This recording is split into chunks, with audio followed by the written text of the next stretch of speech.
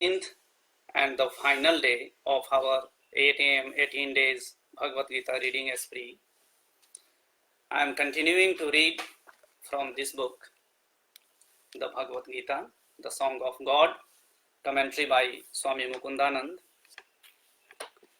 So we are reading chapter 18 today, which is the largest chapter of Bhagavad Gita, having 78 verses. This chapter is called Moksha Sannyas Yoga. It is also called Yoga through perfection of renunciation and surrender. So starting from the summary of this chapter, the final chapter of the Bhagavad Gita is the longest and covers many subjects. Arjun initiates the topic of renunciation with a question about two commonly used Sanskrit words, sannyas, which is renunciation of actions, and tyag, which is renunciation of desires. Both words come from root word meaning to abandon. A sannyasi or a monk is one who does not participate in family life and withdraws from society to practice sadhana or the spiritual discipline. A tyagi is one who engages in activities but gives up selfish desire for enjoying the rewards of actions. This is the connotation of the word in the Gita. Sri Krishna recommends the second kind of renunciation. He advises that sacrifice, charity, penance, and other acts of duty should never be renounced, for they purify even the wise. Rather, they should be performed as a matter of duty simply because they ought to be done without any attachment to the fruits of these actions. Then Sri Krishna goes into a detailed analysis of the three factors that motivate action, the three constituents of action, and the five factors that contribute to the results of action. He describes each of these in terms of the three gunas. He establishes that those with deficient understanding see themselves as the only cause of their works, but the enlightened souls with purified intellect neither consider themselves as the doer nor the enjoyer of their actions. Ever detached from the fruits of what they do, they are not bound in karmic reactions. The chapter then explains why people differ in their motives and activities. According to the three modes of material nature, it describes the kind of knowledge, the type of action, and the categories of performers. It then offers the same analysis for the intellect, resolve, and happiness. The chapter then goes on to paint a picture of those who have attained perfection in a spiritual life and are situated in Brahman realization. It adds that even such perfect yogis find completion in their realization by engaging in bhakti. Thus, the secret of the Supreme Divine Personality can only be known through loving devotion. Sri Krishna then reminds Arjun that God dwells in the hearts of all living beings and directs their wanderings according to their karmas. If we remember Him and dedicate all our activities to Him, taking shelter of Him and making Him our supreme goal, then by His grace we will overcome all obstacles and difficulties. But if motivated by pride, we act according to our whims, we will not attain success. Finally, Sri Krishna reveals that the most confidential knowledge is to abandon all varieties of religiosity and simply surrender to God. However, this knowledge should not be given to those who are not austere or devoted, for they will misinterpret it and misutilize it to irresponsibly abandon actions. But if we explain this confidential knowledge to qualified souls, it is the greatest act of love and is very pleasing to God. Arjun then informs Sri Krishna that his illusion is dispelled and he is ready to act as instructed. In the end, Sanjay, who has been narrating the dialogue to the blind king Dhritarashtra, remarks how amazed and astounded he is on hearing the divine conversation. His hair stands on end in ecstasy as he recalls the sacred dialogue and remembers the stupendous cosmic form of God. He concludes with a profound pronouncement that victory will always be on the side of God and His pure devotee, and so will goodness, supremacy, and opulence. For the darkness of falsehood will always be vanquished by the light of the absolute truth. So that was the summary of chapter 18. Now going through the meaning of the verses, starting from verse 1. Arjun said, O mighty armed Krishna, I wish to understand the nature of sannyas, renunciation of actions, and tyag, renunciation of the desire of the fruits of actions. O Hrishikesh, I also wish to know the distinction between the two. O Keshi, Sudan.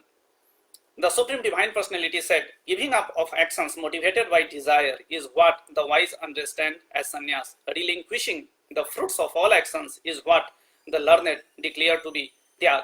Some learned people declare that all kinds of actions should be given up as evil, while others maintain that acts of sacrifice, charity, and penance should never be abandoned. Now, here my conclusion on the subject of renunciation. O tiger amongst men, for renunciation has been declared to be of three kinds. Actions based upon sacrifice, charity, and penance should never be abandoned.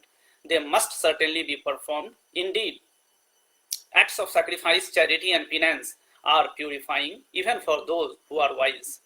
These activities must be performed without attachment and expectation of rewards. This is my definite and supreme verdict, O Arjun. Prescribed duties should never be renounced. Such deluded renunciation is said to be in the mode of ignorance. To give up prescribed duties because they are troublesome or cause bodily discomfort is renunciation in the mode of passion. Such renunciation is never beneficial or elevating. When actions are taken in response to duty, Arjun, and one relinquishes attachment to any reward, it is considered renunciation in the nature of goodness. Those who neither avoid disagreeable work nor seek work because it is agreeable are persons of true renunciation. They are endowed with the quality of the mode of goodness and have no doubts about the nature of work. For the embodied being, it is impossible to give up activities entirely, but those who relinquish the fruits of their actions are said to be truly renounced. The threefold fruits of actions, pleasant, unpleasant, and mixed, accrue even after death for those who are attached to personal reward. But for those who renounce the fruits of their actions, there are no such results in the here and hereafter. O Arjun, now learn from me about the 5 factors that have been mentioned for the accomplishment of all actions in the doctrine of Sankhya, which explains how to stop the reactions of karmas. The body, the doer, the various senses, and many kinds of efforts, the divine providence, these are 5 factors of action. These 5 are the contributory factors for whether action is performed, whether proper or improper, with body, speech, or mind. Those who do not understand this regard the soul as the only doer. With their impure intellects, they cannot see things as they are. Those who are free from the ego of being the doer and whose intellect is unattached, though they may slay living beings, they neither kill nor are they bound by actions. Knowledge, the act of knowledge, and the knower, these are the 3 factors that induce action. The instrument of action, the act of itself, and the doer, these are the 3 constituents of action. Knowledge, action, and the doer are declared to be the 3 kinds of Sankhya philosophy, distinguished according to the 3 modes of material nature. Listen, and I will explain their distinctions to you. Understand that knowledge to be in the mode of goodness, by which a person sees one undivided, imperishable reality within all diverse living beings. That knowledge is to be considered in the mode of passion, by which one sees the manifold living entities in diverse bodies and individual and unconnected. That knowledge is said to be in the mode of ignorance, where one is engrossed in a fragmental concept as if it encompasses the whole, and which is neither grounded in reason nor based on the truth. Action that is in accordance with the scriptures, which is free from attachment and aversion, and which is done without desire for rewards, is in the mode of goodness. Action that is prompted by selfish desire, enacted with pride, and full of stress is in the nature of passion. That action is declared to be in the mode of ignorance, which is begun out of delusion, without thought to one's own ability and disregarding consequences, loss, and inquiry to others. The performer is said to be in the mode of goodness when he or she is free from egotism and attachment, endowed with enthusiasm and determination, and equipoised in success and failure. The performer is considered in the mode of passion when he or she craves the fruits of the work, is covetous, violent-natured, impure, and moved by joy and sorrow. A performer is in the mode of ignorance is one who is undisciplined, vulgar, stubborn, deceitful, slothful, despondent, and procrastinating. Hear now, O Arjun, of the distinctions of intelligent and determination according to the three modes of material nature as I describe them in detail. The intellect is said to be in the nature of goodness, O Parth, when it understands what is proper action and what is improper action, what is duty and what is non-duty, what is to be feared and what is not to be feared, what is binding and what is liberating. The intellect is considered in the mode of passion when it is confused between righteousness and unrighteousness and cannot distinguish between right and wrong conduct.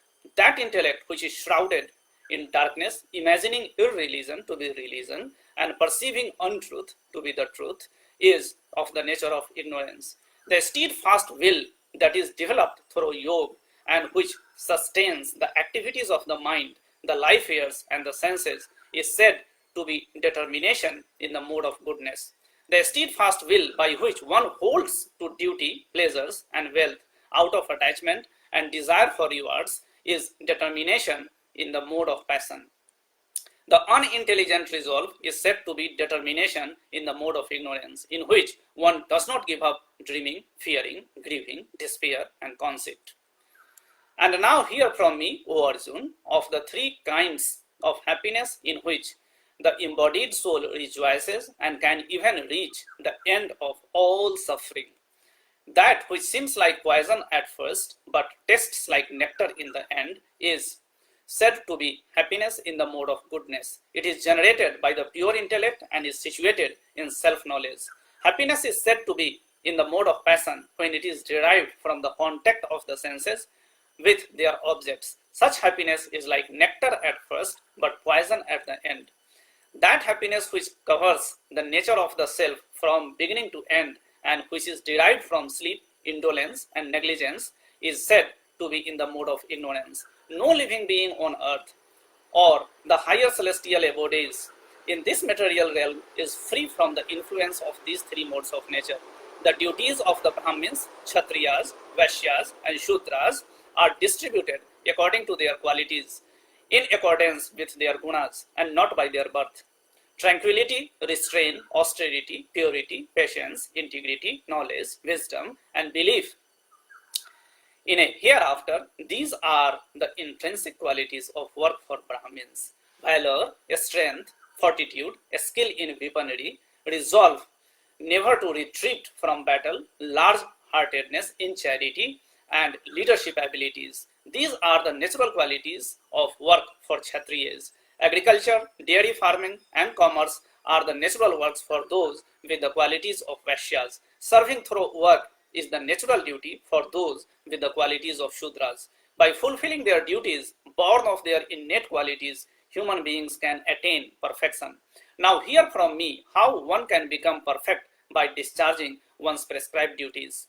By performing one's natural occupation, one worships the Creator from whom all living entities have come into being, and by whom the whole universe is perfect. By such performance of work, a person easily attains perfection. It is better to do one's own dharma, even though imperfectly, than to do another's dharma, even though perfectly. By doing one's innate duties, a person does not incur sin. One should not abandon duties born of one's nature, even if one sees defects in them. O son of Kunti, indeed, all endeavors are veiled by some evil, as fire is by smoke. Those whose intellect is unattached everywhere, who have mastered the mind and are free from desires by the practice of renunciation, attain the highest perfection of freedom from action. Hear from me briefly, O Arjun, and I shall explain how one who has attained perfection of cessation of actions can also attain Brahman by being firmly fixed in transcendental knowledge. One becomes fit to attain Brahman when he or she possesses a purified intellect, and firmly restrains the senses, abandoning sound and other objects of senses, casting attraction and aversion. Such a person relishes solitude, yet slightly controls body, mind, and speech in ever engaged in meditation, and practices dispassion, free from egotism, violence, arrogance, desire, possessiveness of property, and selfishness. Such a person situated in tranquility is fit for union with Brahman, that is, realization of the absolute truth of Brahman. One situated in the transcendental Brahman realization becomes mentally serene, neither grieving nor desiring, being equitably disposed towards all living beings. Such a yogi attains supreme devotion unto me. Only by loving devotion to me does one come to know who I am in truth. Then, having come to know me, my devotee enters into full consciousness of me.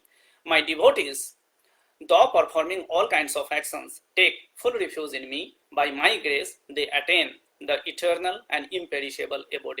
Dedicate your every activity to me, making me your supreme goal, taking shelter of the yoke of the intellect. Keep your consciousness absorbed in me always.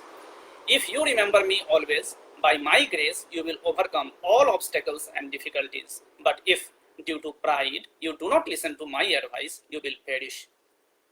If motivated by pride, you think, I shall not fight, your decision will be in vain. Your own material, Kshatriya nature will compel you to fight. O Arjun, that action which out of delusion you do not wish to do, you will be driven to do it by your own inclination, born of your own material nature. The Supreme Lord dwells in the hearts of all living beings, O Arjun, according to their karmas. He directs the wanderings of the souls who are seated on a machine made of the material energy. Surrender exclusively unto him with your whole being, O Bharat. By his grace, you will attain perfect peace and the eternal abode. Thus, I have explained to you this knowledge that is more secret than all secrets. Ponder over it deeply and then do as you wish. Here again, my supreme instruction, the most confidential of all knowledge, I am revealing this for your benefit because you are very dear to me. Always think of me, be devoted to me, worship me, and offer obeisances to me. Doing so, you will certainly come to me. This is my pledge to you, for you are very dear to me. Abandon all varieties of dharma and simply surrender unto me alone. I shall liberate you from all sinful reactions. Do not fear. The instruction should never be explained to those who are not austere or to those who are not devoted. It should also not be spoken to those who are averse to listening to spiritual topics, and especially not to those who are envious of me. Those who teach this most confidential knowledge amongst my devotees perform the greatest act of love. They will come to me without doubt. No human being does more loving service to me than they, nor shall there ever be anyone on this earth more dear to me. And I proclaim that those who study this sacred dialogue of ours will worship me with their intellect through the sacrifice of knowledge. Such is my view. Even those who only listen to this knowledge with faith and without envy will be liberated from sins and attain the auspicious abodes where the pious dwell. O Arjun, have you heard me with a concentrated mind? Have your ignorance and delusion been destroyed? Arjun said, O infallible one, by your grace my illusion has been dispelled and I am situated in knowledge. I am now free from doubts and I shall act according to your instructions. Sanjay said, thus have I heard this wonderful conversation between Sri Krishna, the son of Vasudev, and the Arjun, the noble-hearted son of Pritha. So thrilling is the message that my hair is standing on end. By the grace of Vedas, I have heard this supreme and most secret yoga from the Lord of Yoga, Sri Krishna himself.